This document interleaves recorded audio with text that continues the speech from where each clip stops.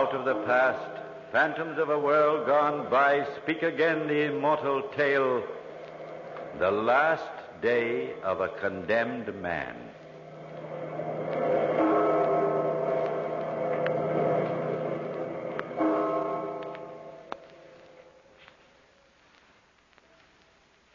This is the voice of a man condemned.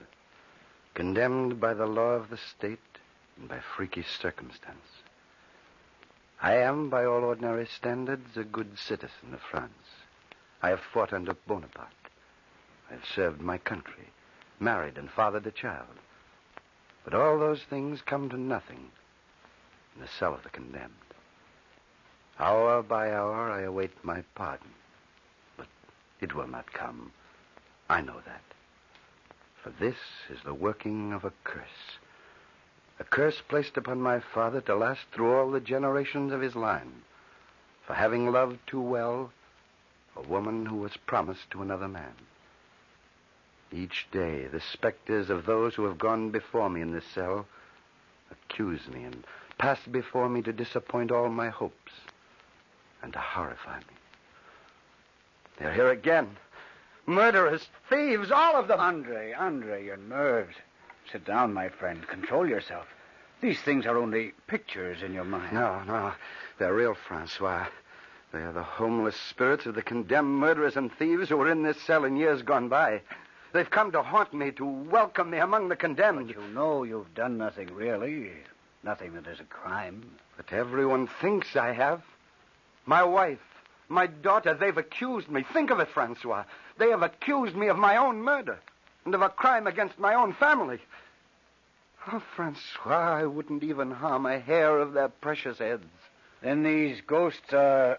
They know of the curse. They know my release is impossible since the state has condemned me. Francois.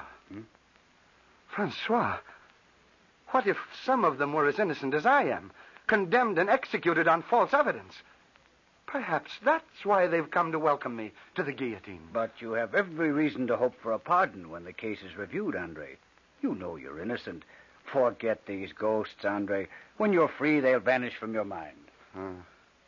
From your side of these bars, it is easy to say that. You're in prison only for being my companion. But in the 2 inches of space between ourselves, there is a world of difference. Here on my side lie the spirits of men condemned to death for crime. And on your side are the spirits of those who have served their sentences and gone again into the world of life. But you may yet be pardoned, Andre. Those faces, the way they looked at me. They looked at you? You saw their faces? Yes. For the first time today, the day set for my execution. I saw them. They carry their heads under their arms, and the eyes in those heads looked at me. They seemed to tell me certainly that I soon would be with them. Oh, they are your imagination. You bring on those images by thinking about those names scratched on the wall of your cell. The scratchings of those dead men, yes. They were all here in this very cell. And they, Francois, they were all killed by the guillotine. The guillotine that they've constructed again in the courtyard out there for me. But they were murderers and thieves. That's the difference. You are not. But they, even they, have accepted me among their number. They know. I can tell by the way they looked at me that the guillotine won't be robbed. Oh, Francois, if she would only come, if the child would repent, then they could not look at me so. She will, Andre. Be certain of that. The child will come, and all will be pardoned. No, Francois. Even I know that my hopes are in vain. But that is part of the curse. That my own wife and children will disown me in the hour of danger and will not even know me. And it works, Francois. The curse is working. You remember how it happened, Francois? You were with me then. We were walking along a road toward a village. We were laughing and talking and feeling happy in our new freedom.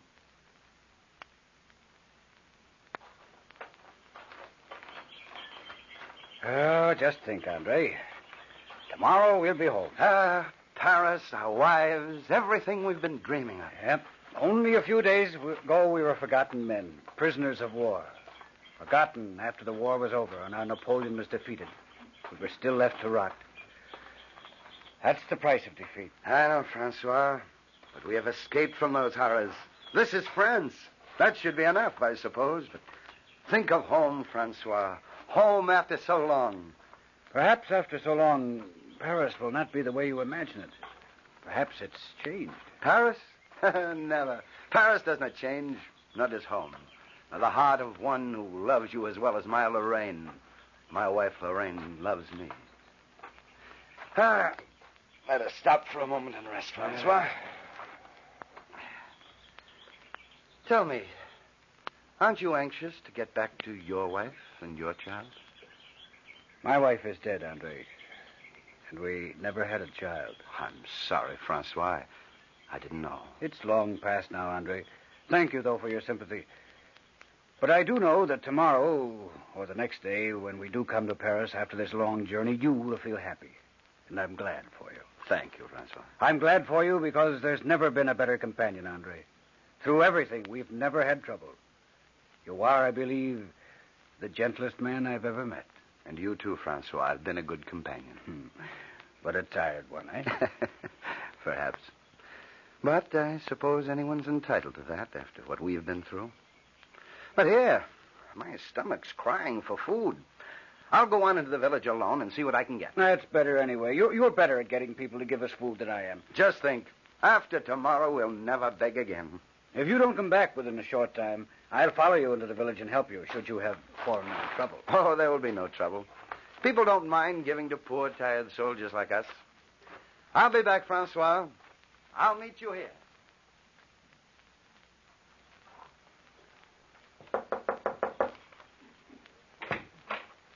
Yes, monsieur? Hello, little one. What is it you want? Well, if you'll open the door a little wider, I can tell you. There. A little wider. Now, monsieur? Is your mama at home? She is busy. Well, I am a soldier, little one. I only want to ask you for some food. If you're a soldier, you need nothing. But you don't look like a soldier in those dirty clothes. I don't believe you. What is your name? Never mind. I don't like you. Go away. But I wouldn't hurt you. I don't care. Go away. Go away. Somehow you look... Yes, you do look like another little girl I know. She'd be just about your age, too. Who? Her name is Bernice, and she lives in Paris. I lived in Paris once. Well, this little girl is still there. I am her father. What's your name? Bernice? Oh, you see? You're very much like this other little girl.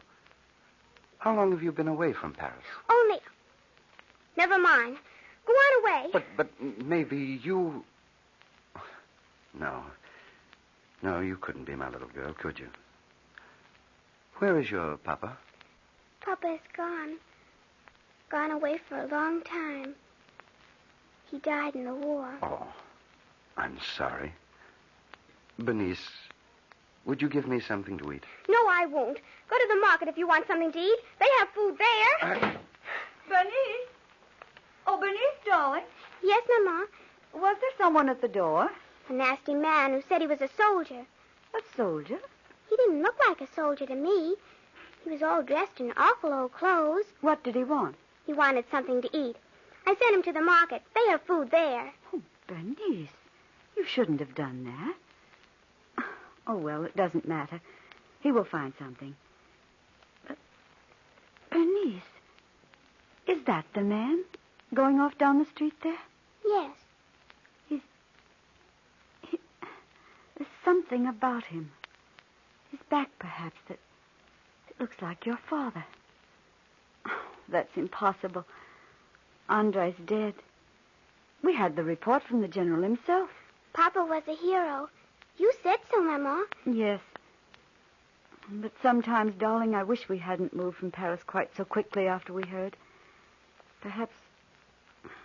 Sometimes I think there might be a chance that he'd come back. But these aren't things for you to worry about. Darling, I want you to run down to market and buy a loaf of bread for lunch. We'll need it. Here's the money. And do be careful, darling. Yes, Mama. I'll be right back.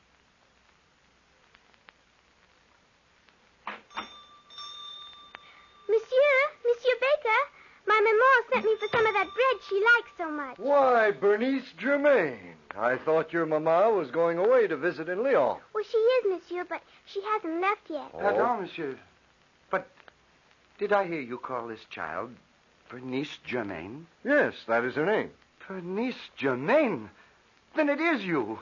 You are my little girl. Go away. I don't know you. Monsieur, leave the child alone. Can't you see that you're frightening her? She is my own. Send him away. I don't know him. I don't like him. Please, Monsieur Baker, send him away. But my child, why will you not recognize me? Go away. Oh, why won't you go away? The child is right. Get out now. Get out. Leave her alone. But very well. I'll go. Goodbye, little one. Thank heaven he's gone. Men like that are no good. Good riddance. I will get the bread that your mother likes. I will have to get it from the oven in the back room here. Bernice. Go away. Didn't you hear what the baker said? But he's wrong. I am... Monsieur, why will you not go? I tried to help you when I struggled so a minute ago. You tried to help me? I saw you steal that loaf of bread when I came into the shop. My mother said that I should have helped you before. I made a fuss so you could get away. Oh, my own daughter, helping her father to steal. Then you do recognize your father. My father is dead. But your father is not dead, child. Look here, Bernice. Here on my sword, my name is engraved there. My father's sword! You killed my father! You killed my father! Look, be quiet, child. Go away! Go away! Don't hurt me! Bernice, No! Bernice, what's the matter? What? Oh, you again. Help! Gendarmes! Murder! Monsieur, I have... He's trying to Help! kill me! Gendarmes! He's trying to kill me with Stop, that monsieur! sword! Stop! Gendarmes! Help! Monsieur! Help! Monsieur! Help! Hey, let him go. Let him go. Hey, what is this? What goes on here? What has happened? Let me go. Let me go. I've done nothing. He tried to kill me. He came after me with that sword. Hey, hold still there. Speak up. What did you do? Nothing. Look at the sword. You will find your answer. The truth is there engraved on the blade. What truth? Get me that sword, Baker. Let me have a look at it. Here it is, sir. Now, let me see. He stole it. He told me so. He stole it from my father. Andre Germain, officer in the army of Napoleon. Where did you come by this, monsieur? He stole it. He told me so. Andre! Francois, here, my friend. Come here. Why, what's going on? Why are all these people here? This gendarme. Tell them who I am, Francois. For heaven's sake, tell them who I am. Just a minute.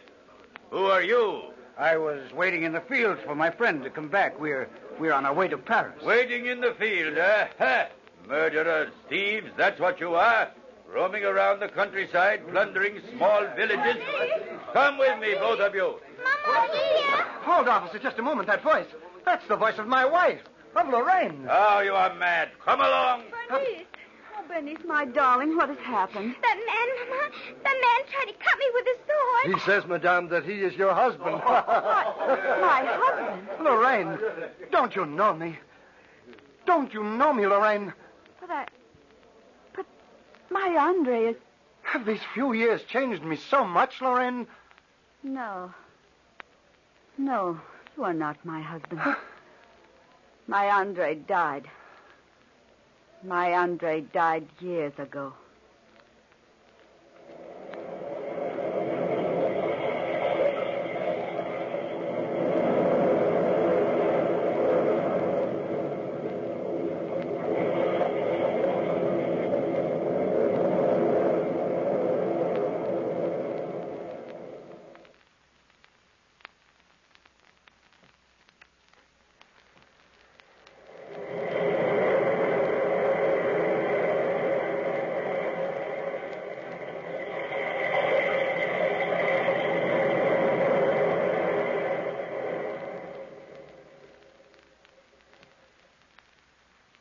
My Andre died. My Andre died years ago. I heard those words from the lips of my own wife. And I knew in that moment, as I now know, that it was the working of the curse. They have set 4 o'clock today as the hour of my end. For that is the hour when the rabble can feed their curiosity upon the spectacle. And I can only cling to the shred of hope that the child or her mother will come, will accept me as their own. But now it will not happen. I thought for a moment at the trial that the curse was broken.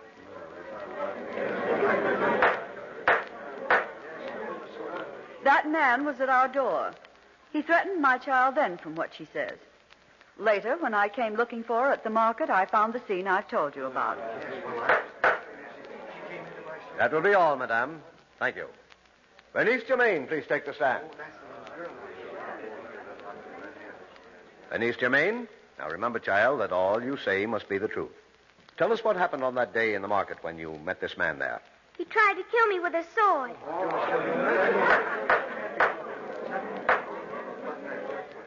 Why did he do this, Bernice? He said he was my father, but my father is dead. I know because Maman said so.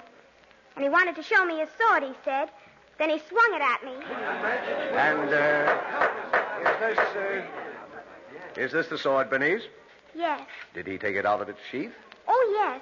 He said it had writing on it, but I can't read, monsieur, so I don't know that. Is this the writing he showed you, Bernice? Yes, monsieur. Andre Germain, officer in the Army of Napoleon. And then he swung it at me, monsieur. I screamed and he came after me. My own child sat there and accused me. But it was not that which held my attention. It was the look in the eyes of Lorraine, my wife. For a moment, it seemed that she recognized me.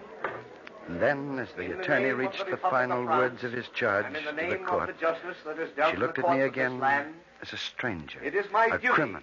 to find Andre Germain guilty not only of attempting to murder this child, but of murder of a fellow officer on the field of battle. His companion, Francois Villa, you must find guilty of aiding in the attempted crime. Monsieur! Yes, Lorraine? I don't know why you call me by my first name, monsieur. But I did not wish to have you so seriously charged. Your punishment for attempting to kill my child? Yes, I wanted that. But the other charge? No.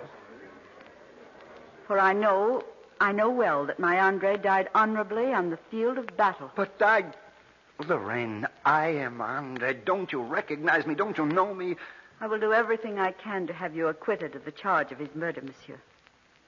But Andre is dead. My cell was like a stone coffin. My bed only a pallet of damp straw. And in the room, I could feel the spirit of those who had gone before me. I was separated from Francois by a thick wall, but there was a small opening through which we could talk. And so he could hear me that first time when the processions appeared before my eyes. Francois! What is it, Andre? What is it? These walls, they're covered with names. Here is Dartout, 1815. Thief and murderer. Poulain, 1818. He killed his father. Jean Martin, 1821. Poisoner. And I am among these thieves and murderers. Everyone who has been here in this cell, they have come to welcome me. Andre, stop, man. Be calm. You're letting your imagination run away with you. But they were here, Francois. I saw them. Dim, vague shapes, but they passed by me. They came to welcome me, Francois. They know that I am condemned. They accept me as one of them. But you have done nothing, Andre. Remember that. You have done nothing. The pardon will come. It will come. But I know better. For I have waited this long time for a pardon. While the machinery of state rolls slowly onward, the little document that is my request for a pardon is tossed from one place to another, and no one will pay it any heed. For that is the way of the state, and the way of the curse. There is but an hour left, and after that I fear that another figure will join that procession of shapes that comes across my cell. Andre Germain, Yes? is there anything you wish in this last hour? No, nothing. Then stand forward here. Open your collar. Madame Guillotine will need some help. Now you are ready. The priest will be in shortly to talk with you. Tell him not to bother. I have nothing to say. Well, that is for your own soul to say, André Germain. If you want to take that last walk alone, yours is the choice. Andre, Yes? why did you do that? Refuse to see the priest? Perhaps, Francois, perhaps I still have more hope than even you have for my release. Even now, after the crowd of blood-hungry watchers have started to gather there in the courtyard, I still have hope. The child will come. Yes, Andre. She will come, even now. Look at it! What's happening out there, Francois? I can't see. The window is too high. Crowd is shouting at a group of prisoners. Just think, Francois, how they'll shout when I go up those steps.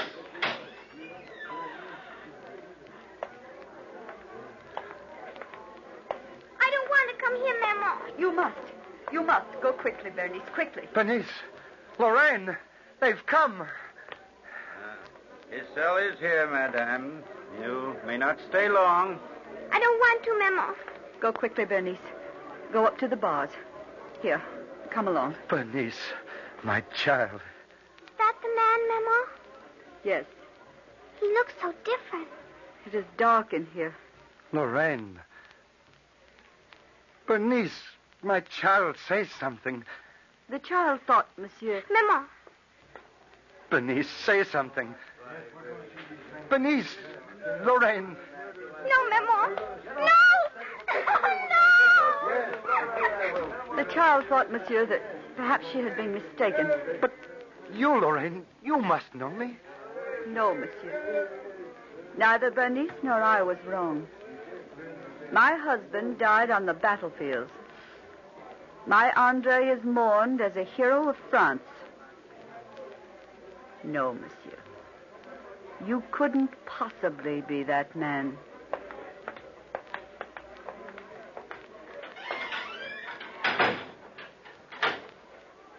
Now, indeed, I am condemned. She knew me, but she would not recognize me. But you are not guilty, Andre. Remember that. But they do not believe that. Francois, What is it, Andre? they are coming again. They are coming back. No. They've gone, Andre. They won't be back. It's hopeless. They will never go. They know that I'll be with them. Andre. The ghosts. The condemned dead. They're coming for me now. Look, Francois. They're here. Dartour. Poulain. Jean-Martin. Gastin. 100 others. They are coming for me. Look. Look, Francois. They are here, all of them. They carry their heads. The mouths are smiling. The mouths are smiling at me. They are beckoning. They want me. Me, Francois. Andre, stop! They are passing by me, Francois. But each one beckons as he goes. Then they wait when they are past. And look back. Francois. They are waiting. It is another figure that they're waiting for, Francois. Look. Look, he's coming now. A new one. Ah. It is me, Francois. It is my figure coming to join the others. It's time now, Andre Germain. Yes. It's time now. It is time. I am with them already. They need wait no longer. The curse is finished.